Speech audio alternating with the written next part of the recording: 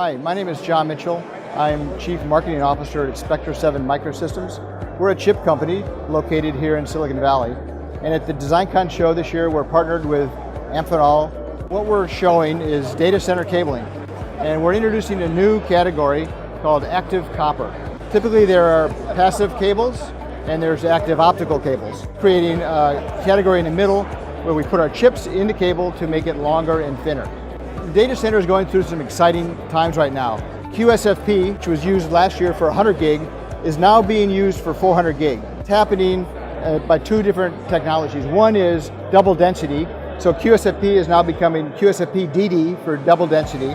And also the signaling is transitioning from what's known as NRZ to something called PAM4. And that allows twice as many bits to be transmitted per second than NRZ. So we're getting a doubling of the density and we're getting a doubling of the signaling.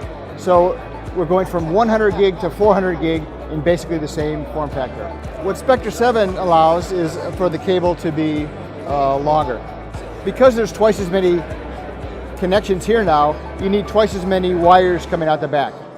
So you cannot use a larger gauge anymore. You need to use a smaller gauge to fit twice as many conductors in there. Smaller gauge will allow the cable to go as far. So whereas with QSFP, you could go 5 meters, now with QSFP DD, you can only go 2.5 meters.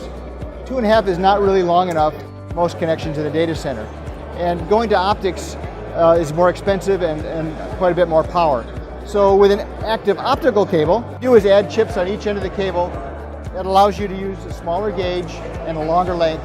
Active copper is becoming a critical new category in data center cabling.